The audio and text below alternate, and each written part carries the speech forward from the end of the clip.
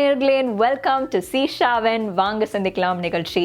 இந்த நிகழ்ச்சியில் உங்களுக்கு பயனுள்ள டாபிக்ஸாக இந்த சொசைட்டிக்கு முக்கியமான தலைப்புகளை எடுத்து நம்ம பேசிகிட்டு இருக்கோம். இந்த ப்ரோக்ராம்ஸை நீங்கள் வாரம் வாரம் பார்க்குறீங்க. ஸோ ரொம்ப தேங்க்ஸ். இன்னும் நீங்கள் ஏதோ மிஸ் பண்ணிட்டீங்கன்னா இந்த பைட் சைஸ் வீடியோஸை எங்கள் சோஷியல் மீடியாவில் நீங்கள் பார்க்கலாம். ஸோ அந்த வீடியோஸை பாருங்கள், எங்களோட சோஷியல் மீடியாவை ஃபாலோ பண்ணுங்கள், அந்த வீடியோஸை லைக் பண்ணுங்கள், உங்களோட ஃப்ரெண்ட்ஸ்க்கு ஷேர் பண்ணி விடுங்க. இன்றைக்கு பேரண்ட்ஸ் ஆகிய உங்களுக்கு பிள்ளைங்களோட எஜுகேஷன் ரொம்ப இம்பார்ட்டண்ட். சின்ன வயசுலே அவங்களோட எஜுகேஷனில் கரெக்டான விதை விதைக்கணும் அப்படின்ட்டு நீங்கள் ஒவ்வொருத்தரும் நினைக்கிறது உண்டு, நம்புறது உண்டு, அதுக்காக ஒர்க் பண்ணுறது உண்டு. ஸோ சின்ன வயசுலேருந்தே என்ன படிக்கிறாங்க, எங்கே படிக்கிறாங்க, என்னென்ன விஷயத்தில் அவங்க டைம் செலுத்துகிறாங்க, என்னென்ன கோர்சஸ் பண்ணுறாங்க அப்படின்றது ஒவ்வொருத்தருக்கும் முக்கியம். அப்படி யோசிக்கும்பொழுது இன்றைக்கு நீட் எக்ஸாம்ஸ், மெடிக்கல் கோர்சஸ்க்கு ஒரு முக்கியமான காரியம் நடந்துகிட்ருக்கு. இந்த நிறைய எக்ஸாம்ஸ் நடந்துகிட்ருக்கு. இன்னும் அந்த விஷயங்களுக்கு நம்ம நிறைய டைம் செலுத்துகிறோம், நிறைய இஷ்யூஸும் பார்க்குறோம். ஸோ எப்படி இந்த நீட் எக்ஸாமுக்கு நம்ம பிள்ளைங்களை ப்ரிப்பேர் பண்ணுறது, அப்போ தான் அவங்களோட கரியரும் சரி, அவங்களோட ஜாபும் சரி, அவங்க வேலை செய்கிறதும் சரி கரெக்டாக இருக்கும், அவங்களுக்கு சக்ஸஸ் கொண்டு வரும் அப்படின்றது நம்ம எல்லாருக்கும் தெரியும். ஸோ இந்த காரியத்துக்கு தான் நம்ம எல்லாரும் சேர்ந்து இந்த நிகழ்ச்சியில் ஒர்க் பண்ண போகிறோம், இந்த நிகழ்ச்சியில் டிஸ்கஸ் பண்ண போகிறோம். ஸோ தொடர்ந்து இந்த வாங்க சிந்திக்கலாம் நிகழ்ச்சியும் பாருங்கள். இப்பொழுதும் நீட் எக்ஸாம்ஸு குறித்தும் மெடிக்கல் காலேஜ் என்ட்ரன்ஸு குறித்தும் நமக்கு நிறைய கேள்விகள் இருக்கலாம். இந்த கேள்விகளை ஆன்சர் பண்ண வராங்க mister Jayaprakash Gandhi, career guidance expert. Hello sir and welcome to the show. இன்றைக்கி நம்ம கிராமத்தில் இருக்க பிள்ளைங்களாக இருந்தாலும் சரி, சிட்டியில் இருக்க ஸ்டூடெண்ட்ஸாக இருந்தாலும் சரி, அவங்களுக்கு ஈக்குவாலிட்டி இன் எஜுகேஷன் இருக்கணும். நம்ம இந்தியாவில் இந்த ஈக்குவாலிட்டி இருக்கா? அதை பற்றி உங்களோட கருத்து என்ன? கண்டிப்பாக ஈக்குவாலிட்டி இன் லேர்னிங் கொண்டு வந்தால் தான் நாம் நாடு முன்னேற முடியும். அதாவது எல்லா தரப்பு பிரிவினருக்கும் வாய்ப்பு சமமாக கிடைக்கும் அப்படிங்கிறது மாற்று கருத்தே கிடையாது. ஈக்குவாலிட்டி இன் லேர்னிங் கண்டிப்பா தேவை. அதுதான் நம்ம கான்ஸ்டியூஷன்லயும் சரி, நம்ம லீகல் ஆஸ்பெக்ட்லயும் பார்க்கும்போது எல்லா கோர்ட்டுமே அது ஒரு ஸ்டேஜ்ல எங்கேயாச்சும் டைரக்டா இன்டைரக்டா வலியுறுத்திட்டு தான் வராங்க. பட் அது பிராக்டிக்கலா நடைமுறையில வரும்போது சில தடங்குகள், சில அப்டிக்கல்ஸ் கண்டிப்பா இருக்கதான் செய்ய போகுது. பட் இதுக்கு தான் நம்ம சீர்திருத்தங்கள் கொண்டு வரணும். அதாவது ரிஃபார்ம்ஸ் எப்பவுமே every 3 years there should be reforms. அந்த reforms should slowly bring equality in learning. ஒவ்வொரு வருஷம் பார்க்கும்போது இம்ப்ரூவ் ஆகணும். அதுக்கு ஃபர்ஸ்ட் மெயின் டிரான்ஸ்பரன்சி தேவைப்படுது. அதாவது இன்னைக்கு இப்போ எங்களை மாதிரி கல்வியாளர் ஆகட்டும், இல்ல ஒரு top educationist, retired vice chancellor who got tremendous experience, அப்போ அந்த டேட்டாஸ் நம்மளுக்கு டிரான்ஸ்பரண்டா இருந்தாதான். ஸோ அது எஜுகேஷன். இப்போ நான் எப்பவுமே சொல்லுவேன், education, health, elections, the complete transparency in data should be available to even to a common man அப்படின்னு சொல்வேன். இது மூணுமே ஒரு இன்றியமையாதது அப்படின்னு சொல்றேன். அப்படி இருக்கும்போது அந்த டிரான்ஸ்பரன்சி டேட்டாஸ் எல்லாத்துக்குமே இருக்கா அப்படின்னு பாத்தீங்கன்னா கண்டிப்பா கிடையாது. ஏதோ ரைட் ஆஃப் இன்ஃபர்மேஷன் ஆக்ட்ல வாங்கணும், இல்ல அவங்க என்ன சொல்றாங்களோ அதை எடுத்துக்க வேண்டிய சூழ்நிலையில சில விஷயங்கள் இருக்கின்றன. சோ இதெல்லாம் கொஞ்சம் இருந்துச்சுன்னா கொஞ்சம் மாணவர்கள், பெற்றோர்கள், மற்ற state government, the educationist, university can able to take some decision, they can move, give suggestions. இது எல்லாமே இருக்கு. ஸோ ஒரு ஈக்குவாலிட்டி இன் லேர்னிங் வரணும்னா this is one of the factors. நிறைய ஃபேக்டர்ஸ் இருக்கு. அதுக்கப்புறம் அதாவது அடிப்படை வசதிகள் அப்படின்னு சொல்லுவோம், ஃபெசிலிட்டிஸ். இந்த ஃபெசிலிட்டிஸ் இருக்கணும். அதாவது ஒரு நகர்ப்புற மாணவனுக்கு என்ன ஃபெசிலிட்டிஸ் கிடைக்குதோ, இல்ல ஒரு பிரைவேட் ஸ்கூல்ல அது அத்தனையும் ஒரு கவர்மெண்ட் ஸ்கூல்லயோ இல்ல கிராம சூழ்நிலையும் கிடைக்கணும். ஸோ இது எல்லாமே கொஞ்சம் கொஞ்சமா சீர்திருத்தம் கொண்டு வந்தா கண்டிப்பா இன்னும் ஒரு நாளடைவில் ஒரு 10 yearsல ஒரு ஈக்குவாலிட்டி இன் லேர்னிங் கொண்டு வர முடியும் அப்படின்னு நம்பிக்கை இருக்கு. கவர்மெண்ட் மெடிக்கல் காலேஜில் படிக்கிற 99.9 ஸ்டூடெண்ட்ஸ் இந்த நீட் எக்ஸாம் எடுத்து தான் போகிறாங்க. ஸோ கவர்மெண்ட் ஸ்கூலில் படிக்கிற ஸ்டூடெண்ட்ஸ் இந்த எக்ஸாமை எடுத்து தான் கவர்மெண்ட் மெடிக்கல் காலேஜ்குள்ளே போக முடியுமா? இல்ல, கண்டிப்பா. அதனாலதான் நம்முடைய அரசும் அதாவது அரசு பள்ளியில படிக்கிற மாணவர்களுக்கு நீட் கோச்சிங் கொடுக்குறாங்க. அதுவும் இந்த வருஷம் பாத்தீங்கன்னா இப்போ 2 நாளா பாத்தீங்கன்னா almost double the students have enrolled for NEET coaching in government NEET coaching centres.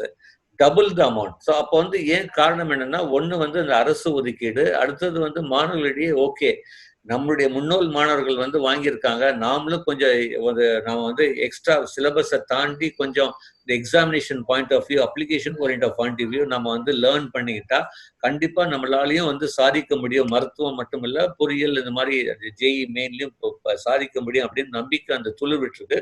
கண்டிப்பா இது ஒரு பாசிட்டிவ் சைடு, மிகப்பெரிய வரப்பிரசாதம். பட் நான் என்ன சொல்றேன் அப்படின்னா, இது instead of private coaching centre கொடுக்கறத விட why not school itself can mould the students to prepare for this exams. இதுதான் நாங்க சொல்றோம். Why not we bring reforms, why not we make our. ஏன்னா நான் வந்து எப்பவுமே சொல்றேன், நம்ம டீச்சர்ஸ் ஆர் ஃபென்டாஸ்டிக். நம்ம டீச்சர்ஸை இன்னும் கொஞ்சம் இன்டெப்தா கொஞ்சம் மோல்ட் பண்ணி ட்ரைன் பண்ணி இங்க படிக்கும் போதே பேரலா வந்து நம்ம வந்து அவங்களுக்கு எக்ஸாம்ஸ் அந்த அந்த எக்ஸாமுக்கு வேண்டிய அளவுக்கு வந்து பேரலா வந்து டீச் பண்ணலாம். அது வந்து கண்டிப்பா பண்ண என்னால, பட் இட் டேக்ஸ் டைம். ஏன்னா எடுத்தோன்னு பண்ண முடியாது எல்லாமே. இது வந்து டேக்ஸ் ஸ்லோலி. ஸோ இது எல்லாமே அந்த அந்த அடிப்படையில தான் வந்து அரசும் வந்து செயல்பட்டு கொண்டிருக்கிறது. நம்ம இம்ப்ரூவ் பண்ணணும் அப்படின்னு. அடுத்தது வந்து அந்த எக்ஸாமினேஷன் சிஸ்டத்திலையும் மாற்றங்கள் கொண்டு வரணும். இப்போ உதாரணத்துக்கு நான் என்ன சொல்றேன் அப்படின்னா, ஒரு சஜஷன் கொடுக்குறேன். அதாவது நீட் எக்ஸாம்ங்கிறது கண்டிப்பா தேவை அப்படிங்கிறது உச்ச நீதிமன்றனுடைய கருத்து, கல்வியாளருடைய கவர்மெண்டுடைய கருத்து. என்னைக்குமே நீதிக்கு தலை வணங்கணும். நாங்க என்ன சொல்றோம், ஓகே இப்போ வந்து நீட் தேவை அப்படின்னா, இப்போ வந்து நீங்க சொன்ன மாதிரி இந்த ஈக்குவாலிட்டி இன் லேர்னிங் வந்து தேவைப்படுது. அதே டைம் கோச்சிங் போகணுமான்னு தேவைப்படுது. அதுக்கு நான் என்ன சொல்றேன்னா, why not we have the NEET exam or JEE exam immediately after the examination +2. ஏன் வந்து அந்த டைம் கொடுக்கணும்? ஜேஇ எக்ஸாமே வந்து நீங்க பாத்தீங்கன்னா +2 முடிச்ச ஒரு வாரத்துல நடத்துறாங்க. ஒரு எக்ஸாம் ஈவன் ஜான்வரிலேயே நடத்துறாங்க, முன்னாடியே நடத்துறாங்க. Why not we have even NEET exam like that? Why should we give 45 days time in between? நான் இன்னும் வந்து சொல்வேன், when we have one nation, one card, why not we have one system examination? வருஷம் வருஷம் 10th 11th 12th நல்ல mark வாங்கணும் அப்படின்னு சொல்லிட்டு ஸ்டூடெண்ட்ஸ் கஷ்டப்பட்டு படிக்கிறாங்க. அப்படி அந்த ஸ்கூல் மார்க்குக்கு முக்கியத்துவம் இருக்கா, இல்லைனா அந்த கோச்சிங் கிளாஸ் போய் படிக்கிற மார்க்கு தான் ரொம்ப முக்கியமா? அப்படி இருக்கும்போது இந்த வருமான கோட்டு கீழே இருக்கிற ஏழை மாணவர்கள் என்ன செய்வாங்க? அவங்களோட நிலைமை என்ன? இல்ல, இது ஃபென்டாஸ்டிக் கொஸ்டின் சொல்றேன். இதுதான் வந்து நான் என்ன சொல்றேன், I am asking from the beginning of this year, why can't National Testing Agency give a transparent data? இப்போ இத்தனை பேர் நீட் எக்ஸாம் எழுதுனாங்க, நீங்க மார்க் கொடுக்குறீங்க, ரேங்க் கொடுக்குறீங்க, சந்தோஷம். நான் என்ன சொல்றேன், why don't you get all the information about the students who got marks in state board? அப்போ ஒரு ஒரு ஒரு டேபிள் காலம் போடுங்க. நீட்ல இவ்வளவு மார்க் இந்த மாணவன், ஸ்டேட் போர்ட்ல இவன் மார்க், இல்ல சிபிஎஸ்சில இவ்வளவு மார்க், அவனுடைய +2 போர்டு எக்ஸாம் மார்க். அப்பதான் வந்து நம்மளுக்கு தெரியும் நம்ம பையன் வந்து போர்டு எக்ஸாமுக்கு முக்கியத்துவம் கொடுக்குறாங்களா இல்ல ஸ்டேட் போர்டு. என்னைக்காவது இப்ப இந்த எக்ஸாம் எல்லாம் இன்ட்ரடியூஸ் பண்ண பிறகு என்னைக்காவது ஸ்டேட் ஃபர்ஸ்ட் வாங்கின ஸ்டூடெண்ட் வந்து இல்ல சிபிஎஸ்சில ஸ்டேட் ஃபர்ஸ்ட் வாங்கின ஸ்டூடெண்ட் வந்து நீட்லயோ ஜேஇலயோ ஃபர்ஸ்ட் வாங்கியிருக்காங்களா? கிடையாது. அப்போ வந்து இட்ஸ் வெரி கிளியர். அப்போ வந்து students are being prepared only for the keeping in mind coaching. ஸ்கூலுக்கு முக்கியத்துவம் குறையுது. இதுதான் நடக்கக்கூடாதுன்னு நாங்க சொல்றோம். அப்போ ஒன்னு வந்து நான் என்ன சொன்னேன், எக்ஸாம் முடிச்ச +2 எக்ஸாம் முடிச்ச பிறகு இமிடியட்டா எக்ஸாம் நடத்துங்க, +2 போர்டு எக்ஸாம். அப்போ வந்து அவன் வந்து அது படிப்பான். அந்த படிப்பை நாலேஜ் பேஸ் பண்ணி தான் எக்ஸாம் எழுதணும். அப்போ வந்து கண்டிப்பா ஸ்கூலும் வந்து முக்கியத்துவம் கொடுக்க ஆரம்பிப்பாங்க. இந்த மாதிரி எக்ஸாமுக்கு இன்டெப்தா நடத்துவாங்க. they don't only will not give importance to board exam, they'll also give importance to இந்த மாதிரி. ஸோ அதனால வந்து பள்ளிக்கு முக்கியத்துவம் வந்து எஸ்பெஷலி காமர்ஸ் இன்ஜினியரிங்க்கு வந்து இன்னும் அந்த முக்கியத்துவம் இருக்கு பள்ளிக்கு. பட் இருந்தாலும் இந்த பயாலஜி பொறுத்த வரைக்கும் people are more inclined to go for a coaching based private institute அவங்க ஸ்கூல்ல கொடுக்குற இந்த மாதிரி இன்டெகிரேட்டட் இருக்கிறது தான் ஃபர்ஸ்ட் ப்ரிஃபரன்ஸ் கொடுக்குறாங்க. those are affordable. yes. NEET exam ஒரு தடவை எழுதினா போதுமா, இல்லை இந்த ரிப்பீட்டடாக நீட் எக்ஸாம் எழுதி நிறைய எக்ஸ்பீரியன்ஸ் கெயின் பண்ணால் நிறைய மார்க் வாங்கலாமா? அதை பற்றி உங்களோட கருத்து என்ன? கண்டிப்பா நீட் தேர்வை பொறுத்த வரைக்கும் கண்டிப்பாக வந்து ரிப்பீட்டர்ஸ் உடைய ஆதிக்கம் தொடர்ந்து கொண்டே இருக்கிறது. போன வருஷம் 70% மேல ரிப்பீட்டர்ஸ்னா இந்த வருஷம் 70க்கு மேலதான் வரதுக்கு வாய்ப்பு இருக்கு. 70 கீழே வாய்ப்பு கம்மி. அப்படி இருக்கும்போது வந்து கண்டிப்பா வந்து ரிப்பீட்டர் 70% ரிப்பீட்டர்ஸ் அப்படிங்கும்போது ஃபர்ஸ்ட் அட்டம், செகண்ட் அட்டம், தேர்ட் இந்த மாதிரி repeaters, first repeater, second repeater, third இந்த மாதிரிலாம் போகும்போது அப்போ ரிப்பீட்டர்ஸ் வந்து ஜாஸ்தி பெர்ஃபார்ம் பண்றதுக்கு வாய்ப்பு இருக்கு. ஏன்னா 2 years 3 years படிக்கிறாங்க. அதுக்கு தான் ரிப்பீட்டர்ஸ்க்கு வந்து ஏதாச்சும் ரெஸ்ட்ரிக்ஷன் கொண்டு வரதா, இல்ல அவங்களுக்குன்னு தனி கோட்டா குடுக்குறதா, இல்ல ஸ்டாண்டர்டைஸ் பண்றதா, இது மாரி நெறைய சம்திங் இன் த ஃபியூச்சர். இப்ப இம்மீடியட்டா வந்து அது வந்து பண்ண முடியலனாலும், ஃபியூச்சர்ல வந்து கண்டிப்பா அது அந்த மாரி வரத்துக்கு வாய்ப்புகள் தான் ஜாஸ்தின்னு சொல்வேன் நானு. காரணம் என்ன அப்படின்னு சொன்னீங்கன்னா, இதே தான் ஒரு காலத்துல இம்ப்ரூவ்மென்ட் எக்ஸாம் வந்து இம்ப்ரூவ்மென்ட் ஸ்டூடண்ட்ஸ் தான் 80% மேல போன ஆரம்பிச்சோன, அது லீகலா போச்சு. கோர்ட்ல முடிவு செஞ்சாங்க. இனிமேல் இம்ப்ரூவ்மென்ட் இருக்கக்கூடாது. சோ இந்த மாரி வந்து இதெல்லாம் ஃபியூச்சர்ல வரதுக்கு வாய்ப்புகள் இருக்கு. when more and more repeaters comes அப்படின்னு. இல்ல public should be mentally prepared. Okay இனிமேல் வந்து பேரண்ட்ஸோ ஸ்டூடெண்ட்ஸோ வந்து ஓகே இனிமேல் மெடிக்கல் படிக்கணும்னா 12+1 படிச்சாதான் வந்து நம்ம அப்படின்னு ஒரு mentally they should be prepared. So இதெல்லாம் how the students and parents going to react. அவங்க தான் வந்து ரியாக்ட் பண்ணி ஆகணும். நாங்க வந்து கல்வியாளராக வந்து ஒரு சஜஷன் எப்படி இருக்கும் அப்படின்னு தான் சொல்றோம். We give reforms, ideas, suggestions அது மாதிரி தான். இன்னைக்கு மெடிக்கல் கோர்ஸ் படிக்கணும்னா நிறைய கோச்சிங் கொடுக்குறாங்க, நிறைய முக்கியத்துவம் கொடுக்குறாங்க, நீட் எக்ஸாம் மாதிரி. ஆனால் மற்ற கோர்சஸ்க்கு இந்த மாதிரி கோச்சிங் இருக்கா? அப்படின்னா மெடிக்கல் கோர்ஸ் தான் சிறந்த கோர்ஸா நம்ம ஊரில்? அதை பற்றி நீங்கள் என்ன நினைக்கிறீங்க? இல்ல அதாவது இன்னைக்கு இருக்கிற ப்ரொஃபஷன்ல எல்லா ப்ரொஃபஷனுக்குமே வாய்ப்புகள் இருக்கு. இது ஃபர்ஸ்ட். பட் என்ன ஒரு ரெஸ்பெக்ட் சொசைட்டில இருக்கிறதுனால தான் வந்து மக்கள் அதை தேடி போறாங்க. ஸோ டாக்டர் மட்டும்தான் ஒரு ப்ரொஃபஷன் அப்படின்னு இல்லாம எல்லாமே தேவைப்படுது. ஒரு இன்ஜினியரிங் தேவைப்படுது, பேராமெடிக்கல் தேவைப்படுது, அக்ரிகல்ச்சரிஸ்ட் தேவைப்படுது, இந்தியன் மெடிசன் ட்ரீட்மெண்ட் தேவைப்படுது. அதுக்கப்புறம் நீங்க பாத்தீங்கன்னா வந்து காமர்ஸ், எக்கனாமிக்ஸ் ரிலேட்டட் வருது, மேனேஜ்மெண்ட் ஓரியன்ட் வருது, வெட்டினரி வருது, ஃபிஷரிஸ் சயின்ஸ் வருது. So teaching profession, regular physics, scientist regular சயின்ஸ்ல வந்து டெவலப்மெண்ட்ஸ், ப்ராஜெக்ட்ஸ். ஸோ இப்படிலாம் பார்க்கும்போது எல்லா துறையிலும் நம்ம எங்க படிக்கிறோம், எப்படி படிக்கிறோம் அது ரொம்ப முக்கியம். அப்போ வந்து மருத்துவங்கிறது one of the top priority because of the noble profession. அந்த ஒரு அந்த டேக் வந்து ஒரு ரெஸ்பெக்ட் இந்த சொசைட்டி வந்து attracts more people and also financially both. இதுல வந்து பெஸ்ட் என்ன மெடிக்கல் பொறுத்த வரைக்கும் financially also they are getting and also the respect and also a profession to serve people. So எல்லாமே கிடைக்கிற ஒரு ப்ரொஃபஷனால அதுக்கு ஒரு ப்ரியாரிட்டி கண்டிப்பா இருக்குதான் செய்ய போகுது. அது தப்பு கிடையாதுங்க. That's life saving. That's it. One of the greatest profession people ever think about it.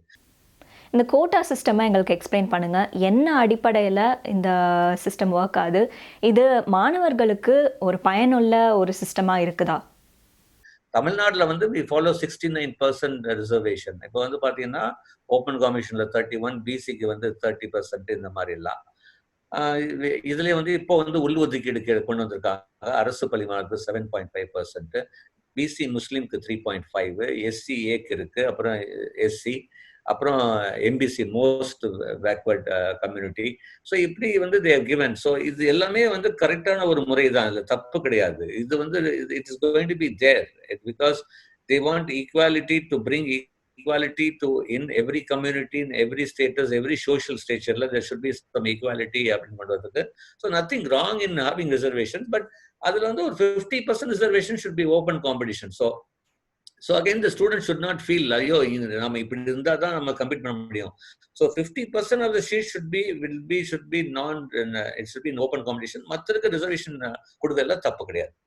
இப்பொழுதும் நீட் எக்ஸாம் எழுதியிருக்கலாம், ஆனால் அதில் தோல்வி அடைஞ்சிருக்கலாம், அவங்களோட மெடிக்கல் ட்ரீம்ஸ்லாம் அப்படியே ஷேட்டர் ஆகிருக்கலாம். அவங்களுக்கு நீங்கள் என்ன அட்வைஸ் கொடுக்குறீங்க? இந்த நீட் எக்ஸாம் எழுதினவங்களுக்கு வேற எதுவும் கரியர் பர்சியூ பண்ணலாமா? இல்லை, எல்லா துறையிலும் சாதிக்க முடியும். இப்போ மெடிக்கல் கிடைக்கலன்னா இஃப் யூஆர் மேக்ஸ் பயாலஜி ஸ்டூடெண்ட்னா கண்டிப்பாக you can think about engineering. Engineering is challenging but do in a good college, take a very course which has got good opportunities in future. அதுக்கப்புறம் கால்நடை மருத்துவத்திலையும் வாய்ப்புகள் நல்லா இருக்கு. அதனால தான் நம்முடைய தமிழக அரசும் புதிய கால்நடை மருத்துவக் கல்லூரி கொண்டு வராங்க. அதுக்கப்புறம் வந்து நீங்க பாத்தீங்கன்னா ஃபிஷரிஸ் மீன்வளத்துறையில பாத்தீங்கன்னா ஆல்மோஸ்ட் 10 கோர்ஸ் கொண்டு வந்துட்டாங்க. அதுலயும் lot of developments are taking place ஃபிஷரிஸ்ல. அதுக்கப்புறம் நேச்சுரோபதி, பிகாஸ் நேச்சர் கியூர், நீங்க இம்யூனிட்டி ஜாஸ்தி வேணும், பாடி ஃபிட்னஸ் நல்லா இருக்கணும், டயட் கண்ட்ரோல் வேணும். ஸோ நேச்சுரோபதி ரிலேட்டட் வருது. அதுக்கப்புறம் இந்தியன் மெடிசன், சித்தா, ஹோமியோபதி. அதுக்கப்புறம் teaching profession evergreen, again another big noble profession teaching profession வருது. அதுக்கு பிஎஸ்சி மேக்ஸோ பிசிக்ஸோ கெமிஸ்ட்ரியோ இந்த மாதிரி எல்லாம் படிச்சுட்டு கூட யூ கேன் டு எம்எஸ்சி. இதுவும் is long run. Even medical is long run. So இதுவும் வந்து டிஃப்ரெண்டா இது இருக்கலாம். You can think about agriculture if you really want to come in to government jobs, இந்த civil service exams, bank exams, agriculture will be one of the asset. இது தவிர நீங்க பாத்தீங்கன்னா the can even humanities and science அதுல வரலாம். You can even come shift to இந்த பேசிக் BBA மாதிரி இந்த மாதிரி ஃபினான்ஷியல் மேனேஜ்மெண்ட் சைடில் வரலாம். So opportunity is there. So we need to decide என்ன மாதிரி ஒவ்வொரு கோர்ஸுக்குமே வந்து கொஞ்சம் நம்ம வந்து ப்ரிப்பேர் பண்ணணும். ஏன்னா இனிமேல் நம்ம ஆர்ட்ஸ் படித்தாலும் சரி, சயின்ஸ் படித்தாலும் சரி, மெடிக்கல் படித்தாலும் சரி, லா படித்தாலும் நம்ம வந்து டெக்னாலஜி தெரியாமல் சர்வே ஆக போகிறது கிடையாது. அப்போ எந்த கோர்ஸ் எடுக்கிறீங்க, அந்த கோர்ஸுக்கு ரிலேட்டிவ் டெக்னாலஜி என்ன தேவைப்படுது? Because entire world is moving toward digital, online, automation. So அதுக்கு ஒவ்வொன்றிலையும் இப்போ நீங்கள் ஈவன் அக்கௌண்டிங்கில் இட்ஸ் பிகம் இப்போ வந்து பார்த்தீங்கன்னா சிஏ கவுன்சிலே வந்து ஃபோரன்சிக் அக்கௌண்டிங்னு ஒரு கோர்ஸ் எடுத்துட்டு வராங்க. Finance has become financial technology, marketing has become digital marketing. So ஒவ்வொன்றிலையும் வந்து there is lot of changes are coming. So இது தகுந்த மாதிரி நாம வந்து அடாப்ட் பண்ணிட்டோம்னா கண்டிப்பா there is every opportunity, every field. அதனால தான் நான் எப்பவும் சொல்றேன், keep updating, keep learning, be competitive, learn as much even possible good foreign languages, do lot of work, do some research, create your brand image. உனக்குன்னு ஒரு brand image create பண்ணுங்க. come in digital platform, project yourself about your activities, write blogs, write about in social, only Facebook, WhatsApp loda, come in Twitter, come in the other social medias, professional social medias like LinkedIn. Project yourself of your capacities. Definitely you can grow tremendously. தொடர்ந்து பாருங்கள் ஒரு சிறிய விளம்பர இடைவேளைக்கு பிறகு. ஏழை குழந்தைங்க பல பேர் அவங்க வாழ்க்கையில புது துணியே போட்டதில்லை. இவங்கள போல உள்ள பல குழந்தைங்க புது துணிக்காக ஏங்கிக்கிட்டு இருக்காங்க. என் பேர் தினேஷ். மற்ற பசங்களா போல புது துணி போடணும்னு ஆசை தான், ஆனால் எனக்கு அப்பா இல்லை வாங்கி தரது. எங்கள் அப்பா அம்மா கூலி வேலைக்கு போயிடுவாங்க. புது ட்ரெஸ் நான் கேட்டோன்னே எங்கள் அம்மா புது ட்ரெஸ் வாங்கி தரதுலாம் காசு இல்லைடா, பழைய ட்ரெஸ் இருக்குது அது போட்டுக்கன்னு சொல்லுவாங்க. அப்படி நான் பழைய ட்ரெஸ் போட்டுனாக்கா எங்கள் ஃப்ரெண்ட்ஸ் எல்லாம் எனக்கு கேள்வி பண்ணுவாங்க. நான் பழைய துணி போடுறதால என் ஃப்ரெண்ட்ஸ் யாருமே என்னை சேர்த்துக்க மாட்டாங்க. இவங்களுக்கு தேவை உதவக்கூடிய ஒருத்தர். இவங்களை போல உள்ள பல குழந்தைகளை கண்டறிஞ்சு உதவி செய்யற வழிய சீஷா தொண்டு நிறுவனம் அறியும். ஆனா உங்க உதவி இல்லாம எங்களால இதை செய்ய முடியாது. 500 ரூபாய்ங்கிற சிறிய தொகையால நீங்க ஒரு குழந்தைக்கு புது துணியை வழங்க முடியும். நீங்க செய்ய வேண்டியதெல்லாம் 04466660000 என்ற எண்ணை அழையுங்கள். வாழ்வு கொடுப்போம் வாங்க, சீஷா மூலமா.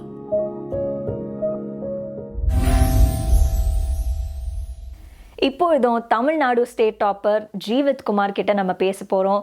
அவங்களுக்கு இருந்த தடங்கள்லாம் எப்படி மேற்கொண்டு வந்தாங்க அப்படின்றத பற்றி இந்த முன்பதிவு செய்யப்பட்ட இன்டர்வியூவில் நம்ம பேச போகிறோம். Hello Jeevithkumar, welcome to the show. உங்களோட பேக்ரவுண்ட் பற்றி கொஞ்சம் சொல்லுங்கள். அப்பா பேர் வந்து நாராயணமூர்த்தி, அம்மா பேர் பரமேஸ்வரி. அப்பா வந்து இப்போ வந்து ஆடு மேய்ச்சிட்டு இருக்காரு. அம்மா வந்து இப்போ நூறுநா வேலைக்கு போயிட்டு இருக்காங்க. வீட்டில் துணி வந்தால் தப்பாங்க சார். அக்கா ஒரு தம்பி இருக்காங்க சார். அக்கா வந்து இப்போதான் பிஎஸ்சி மேக்ஸ் இந்த வருஷம் முடிச்சிருக்காங்க. தம்பி வந்து இப்போ 10th படிச்சுட்டு இருக்கேன் சார். நீட் எக்ஸாமுக்கு நீங்கள் எப்படி ப்ரிப்பேர் பண்ணீங்க? இப்போ நீட் படிக்கணும் அப்படின்னா நம்ம Tamil, English, maths or computer science வந்து பாதி தான் படிக்கிற மாதிரி நம்ம வச்சுக்கணும். ஏன்னா அப்படின்னா தான் வந்து 2 வருஷம் முழுசா நம்ம நீட்டுக்கு வந்து கான்சென்ட்ரேட் பண்ண முடியும், அதை வந்து அச்சீவ் பண்ண முடியும். அதனால போர்டு எக்ஸாம் நெருங்குறப்ப மட்டும் தமிழ், இங்கிலீஷ், மேக்ஸுக்கு கான்சென்ட்ரேட் பண்ணிட்டு மற்ற நாட்கள்ல வந்து பிசிக்ஸ், கெமிஸ்ட்ரி அண்ட் பயாலஜி மூணுத்துக்குமே வந்து டெய்லி டைம் ஒதுக்கி அதுக்காக வந்து நம்ம படிக்கணும். இதுல வந்து நமக்கு 60 மார்க்ஸ் எடுக்கிற மாதிரி இருந்தா போதும் இந்த 3 சப்ஜெக்ட்ல, மேஜர் சப்ஜெக்ட்ஸ்ல. நீங்க போன கோச்சிங் கிளாஸஸ்லாம் உங்களுக்கு ஹெல்ப்ஃபுல்லா இருந்துச்சா? இப்ப கோச்சிங் எதுக்குன்னா அவங்க வந்து வீக்லி 2 தடவை, லாஸ்ட் டைம்லாம் டெய்லி வந்து டெஸ்ட் வைப்பாங்க. அண்ட் அவங்க சொல்லிடுவாங்க ஒரு 10 மாடல் தான், அதை படிச்சா 6 மாடல் வந்து அந்த மாடல் கொஸ்டின் கண்டிப்பா வரும். அந்த ஒரு இது இருக்கும் சார் கோச்சிங் போனா.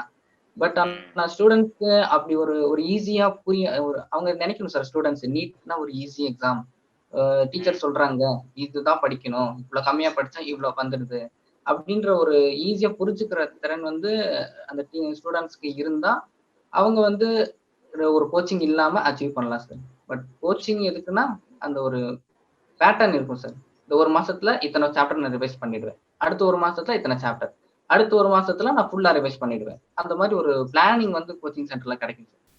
யாரெல்லாம் உங்களுக்கு ஹெல்ப் பண்ணாங்க, அவங்களுக்கு நீங்க நன்றி சொல்ல விரும்புறீங்களா?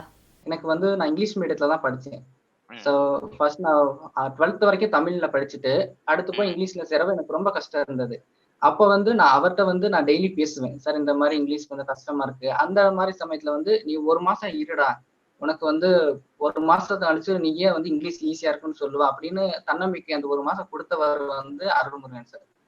அண்ட் 1 வருஷம் ஃபுல்லாமே எனக்கு வந்து ஒரு கைடன்ஸா இருந்தார். டெய்லியுமே ஃபோன் பண்ணி இந்த மாதிரி கைட் பண்ணார் சார். மார்க் குறைஞ்சாலோ இல்ல மார்க் அதிகமா எடுத்தாலோ அவர் என்னை பாராட்டி பேசுவாரு. இல்ல வந்து உனக்கு இப்படிலாம் படிச்சா இன்னும் கொஞ்சம் மார்க்ஸ் அதிகமா எடுக்கலாம்ன்ற மாதிரி சொல்லுவாரு. இந்த நேரத்துல வந்து எனக்கு ஹெல்ப் பண்ண எல்லாருக்குமே நன்றி. நான் யாரும் சொல்லுவேன். எனக்கு வந்து ஃபர்ஸ்ட் ஸ்டாண்டர்ட்ல இருந்து 12th வரைக்குமே என்னை என்கரேஜ் பண்ண எல்லா டீச்சர்ஸ்க்குமே வந்து ஃபர்ஸ்ட் நன்றி சொல்லிக்கிறேன். அண்ட் என்னோட பேரண்ட்ஸ் வந்து தங்கிட்ட பணம் இல்லாட்டினாலும் என்னை படிக்க வைக்கிறேன்னு அவங்க சொன்னாங்க. கம்மியாவே பணம் இருந்தது, பட் அதை வச்சு கூட நான் படிக்க வைக்கிறேன்னு சொன்னேன். என்னோட பேரண்ட்ஸ்க்கு நான் நன்றி சொல்லிக்கிறேன். அப்புறம் நான் மிச்ச மீத பண உதவி எல்லாமே நான் வந்து எங்க டீச்சர்ஸ்ட கேட்டப்போ எங்க டீச்சர்ஸும் ஹெல்ப் பண்ணாங்க. அவங்களுக்கும் நான் வந்து தேங்க் பண்ணிக்கிறேன். அண்ட் சபரிமலா மேம் வந்து எனக்கு ஹெல்ப் பண்ணாங்க. அவங்களுக்கும் நான் தேங்க் பண்ணிக்கிறேன். இந்த நிகழ்ச்சியை பார்த்துட்டு இருக்கவங்களுக்கு நீங்க என்ன அட்வைஸ் கொடுக்க விரும்புறீங்க? அவங்களுக்கு வந்து ஃபர்ஸ்ட் ஒரு கோல் ஃபிக்ஸ் பண்ணிக்கணும். 11th ஸ்டார்ட் ஆகும் போதே வந்து அவங்க டாக்டர் போகணும்னு ஆசைப்பட்டாங்கனாலே நீட்ல இவ்வளவு ஸ்கோர் எடுப்பேன், ஏன் ஃபுல் மார்க் கூட நான் எடுப்பேன்னா அவங்க வந்து ஒரு கோல் ஃபிக்ஸ் பண்ணிக்கணும் சார். ஃபிக்ஸ் பண்ணிட்டு அதுக்காகவே வந்து ஹார்ட் ஒர்க் பண்ணணும். எந்த 2 வருஷமே எந்த ஒரு டிஸ்ட்ராக்ஷன் இல்லாம நீட் மட்டும்தான் அப்படின்ற ஒரு கோலை ஃபிக்ஸ் பண்ணிட்டு அதை நோக்கி வந்து அவங்க பயணிக்கணும். இப்போ காலையில வந்து 5 மணில இருந்து நைட் 9 மணி வரை படிச்சாங்கன்னா லாஸ்ட் 1 hour வந்து என்ன படிச்சோன்றதை ரிவைஸ் பண்ணிடணும் சார். அண்ட் வீக்லி ட்வைஸ் 2 தடவையாவது அவங்க வந்து ஏதாச்சும் ஒரு டெஸ்ட் வந்து எழுதி பார்த்துக்கிட்டே இருக்கணும் சார். ஏன்னா நிறைய டெஸ்ட் எழுதுறப்பதான் வந்து ஃபைனல் எக்ஸாம்ல அந்த ஒரு ஃபியரே இருக்காது சார். நம்ம முன்னாடி எழுதின டெஸ்ட் மாதிரி தானே ஃபைனல் எக்ஸாம் அப்படின்னு ஒரு நார்மலான ஒரு ஃபீலிங் வந்து வந்துடுவாங்க. ஆனா நிறைய டெஸ்ட் வந்து எழுதி பார்த்துக்கிட்டே இருக்கணும். பேப்பர் அனாலிசிஸ் வந்து ரொம்ப முக்கியமா இருக்கணும் சார். நான் அழுத்தி சொல்றது இதுதான். நீங்க எவ்வளவுதான் டெஸ்ட் எழுதினாலுமே எவ்வளவுதான் படிச்சாலுமே ஒரு பேப்பர் டெஸ்ட் எழுதுறீங்களா, அந்த பேப்பரை இன்னொரு தடவை வச்சா 720 மார்க்ஸ் எடுக்கணும். அந்த அளவுக்கு அந்த பேப்பரை வந்து தரவா இருக்கணும். அது வந்து இருந்தா அந்த தேடுதல் இருக்கணும் சார். ஒரு கொஸ்டினுக்கு நம்ம ஆன்சர் தெரியலையா, அது எப்படி ஆன்சர் வரும், எப்படி வரும் அப்படின்னு டீச்சர்ஸ்ட போய் இன்ட்ராக்ட் பண்ணி கேட்கறது. இந்த மாதிரி வந்து ஸ்டூடெண்ட்ஸ் வந்து தங்களை வளர்த்துக்கணும். அப்படி இருந்தாங்கன்னா வந்து அந்த தேடுதல் இருந்தாலே வந்து கண்டிப்பா எல்லாரும் ஜெயிச்சுக்கணும். நேர்களே, இந்த நிகழ்ச்சியும் நீங்கள் பார்த்துருப்பீங்க. நம்ம பிள்ளைங்களோட ட்ரீம்ஸ் எவ்வளோ முக்கியம், ஸ்பெஷலி எஜுகேஷன், ஒர்க் அண்ட் கரியரில் இருக்க அவங்களோட ட்ரீம்ஸ் எவ்வளோ முக்கியம் அப்படின்றது நம்ம எல்லாருக்குமே தெரியும். இன்றைக்கு அவங்களுக்கு மெடிக்கல் ட்ரீம்ஸ் இருக்கலாம். நான் இந்த மெடிக்கல் கோர்ஸ் பண்ணணும், நான் டாக்டர் ஆனோம், சயின்டிஸ்ட் ஆனோம் அப்படின்னு சொல்லிட்டு அவங்களுக்கு நிறைய ட்ரீம்ஸ் இருக்கலாம். ஆனால் என்னென்ன ப்ரெஷர்ஸ் வழியாக செல்கிறாங்க அப்படின்றதையும் நீங்கள் இன்றைக்கி ரியலைஸ் பண்ணியிருப்பீங்க. ஸோ பேரண்ட்ஸாக என்ன பண்ண முடியும், டீச்சர்ஸாக என்ன பண்ண முடியும், கோச்சிங் கிளாஸில் இருக்கவங்களா என்ன பண்ண முடியும், பிரின்ஸிபலாக என்ன பண்ண முடியும், நம்ம சொசைட்டியில் இருக்கிறவங்களா என்ன பண்ண முடியும், கம்யூனிட்டியில் இருக்கிறவங்க என்ன பண்ண முடியும் அப்படின்றது குறித்து இந்த நிகழ்ச்சியில் நீங்கள் கண்டிப்பாக பார்த்துருப்பீங்க. ஸோ உங்களால் என்ன ஹெல்ப் ஆஃபர் பண்ண முடியுமோ கண்டிப்பாக அது பண்ணுங்கள். இந்த ப்ரெஷரை எப்படி அவங்க கிட்டேருந்து ரிலீவ் பண்ணலாம், இந்த ட்ரீம்ஸை எப்படி அவங்க அச்சீவ் பண்ணுறதுக்கு நம்ம ஒவ்வொருத்தரும் தனி மனுஷனாக எப்படி ஹெல்ப் பண்ண முடியுமோ கண்டிப்பாக என்ற எண்ணிற்கு கால் பண்ணுங்கள். நேர்களே, இந்த நிகழ்ச்சியும் உங்களுக்கு பயனுள்ளதாக இருந்திருக்கும் அப்படி நாங்கள் நம்புகிறோம். தொடர்ந்து எங்களை சோஷியல் மீடியாவில் ஃபாலோ பண்ணுங்கள். நாங்கள் அடுத்த வாரம் உங்களை இதே டைமில் சந்திக்கிறோம். இது ஷாவன் வாங்க சிந்திக்கலாம் நிகழ்ச்சி. வாங்க சிந்திக்கலாம் நிகழ்ச்சியில் இது போன்ற பல சமுதாயத்திற்கு தேவையான காரியங்களை சிந்தித்து வருகிறோம்.